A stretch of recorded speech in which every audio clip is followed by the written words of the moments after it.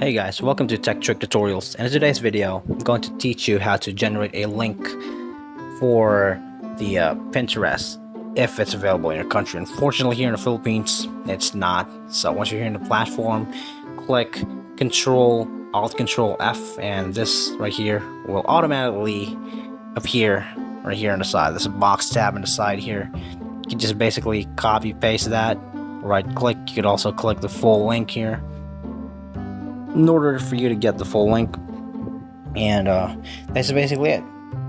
You could do with it whatever you please with it. You could put this on Facebook, or in this case on Pinterest, which is its most known for. So that's how quick and simple it is. So once you copy paste that, all you need to do now is right click and then Control C on your keyboard, and that's just basically it. So I certainly hope that this video is of any help for you guys, and thank you so much for watching Tech Trick Tutorials. You guys have a good one. You guys have a nice day.